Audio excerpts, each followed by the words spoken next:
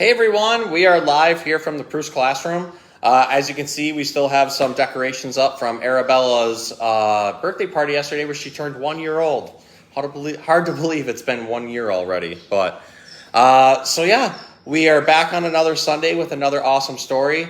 Since it's December, I have been doing Christmas or holiday themed books. The last couple of weeks I did Christmas books, so I decided this week that we were going to do a Hanukkah book. So I have this really cool book by Jane Yolen and Mark Teague called How Do Dinosaurs Say Happy Hanukkah?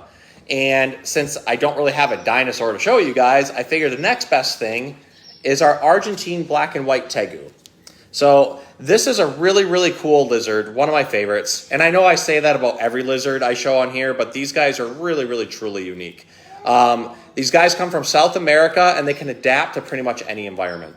Mainly, they live in tropical and subtropical rainforests and the edges of savannas, but they've also been known to thrive in almost desert-like areas. They live in cut-down areas of old forests. They've even started to be found in urban areas. They're an opportunistic omnivore. This means they eat pretty much anything. They're known mainly for eating eggs. They love raiding bird nests and small mammal nests and lizard nests and things like that. But they like fruits and veggies. They like things like mushrooms. They'll even eat carrion, which is animals are already dead, so they'll go find those things. This makes these guys pretty adaptable to wherever they live, which is why they're technically invasive species in the states of Florida and Georgia, and soon to be invasive in South and North Carolina as well. They were introduced in Florida about 15 years or so ago, and they made their way all the way from Miami-Dade County all the way up to South Carolina in a matter of about 15 years or so. They are highly intelligent, very inquisitive lizards. They can learn names, they can learn the target train, station train, you can learn to harness them. They can distinguish shapes and colors. Just like the video I did with the Argus monitor, these guys are right up there with monitors as far as their intelligence. Although monitors are varanids, these guys are Salvatore. So they're not technically related to each other, but they share a lot of similar traits and similar intelligence. Now again, this is a baby, and they're very cute as babies, but they can get upwards of 5 feet long, with heads about that big around and really big bodies. And when they are mad, they will let you know they are mad. They'll open up their big mouth and hiss. They'll curl into a J shape and whip their tail at you hard enough that they can actually cut you open. They have exceptionally long nails, very powerful jaws. So you have to start handling them when they're very young like this in order to get them used to you. And then at that point, they just become scaly puppy dogs. Known for curling up on couches and in cat beds, following you around. But just like with any other animal, it takes time and it takes patience. So I thought he'd be a good example of a dinosaur because he kind of looks like a dinosaur. And just kind of like how it's theorized that dinosaurs could maybe have controlled their own temperature. Not really endothermic, but not quite ectothermic, kind of like birds. Tegus can actually do the same thing. So unlike other reptiles who have to completely rely on external temperature in order to gain their body heat and metabolize, these guys can actually hold their own temperature or close to their own temperature, at least during breeding season. And they're still not really sure why, but it's still a pretty incredible feat. So with that, we're going to go ahead and get started with our book, How Do Dinosaurs Say Happy Hanukkah? With our semi-dinosaur friend here, the Argentine black and white Tegu. So here we go.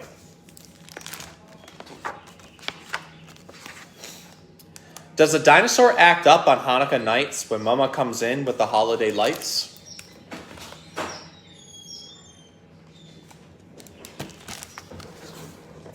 Does he fidget and fuss through the candlelight prayer?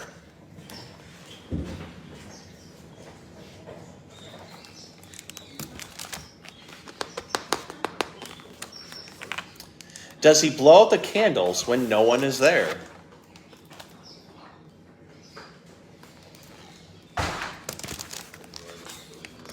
Does he peek at the presents stashed under Dad's bed?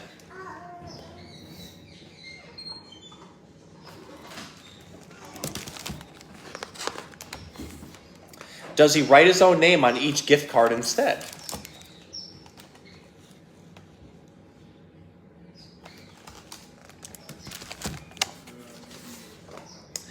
And the very next day, does he grab up the gelt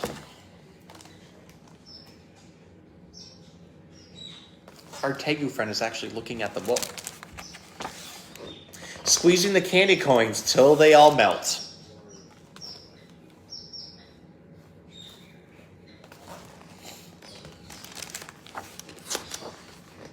Does he snatch away dreidels so no one else plays?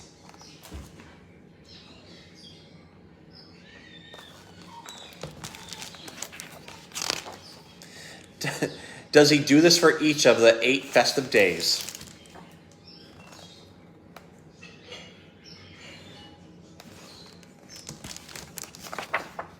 No, a dinosaur doesn't. He sings every prayer.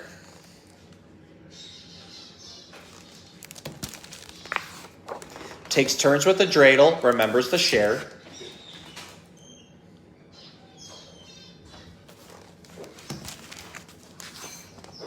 He eats up his latkes, helps clear away dishes.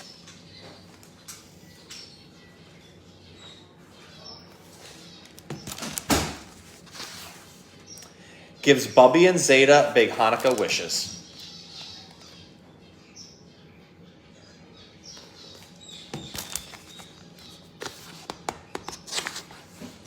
Each time he's in bed for 8 nights, hear him snore.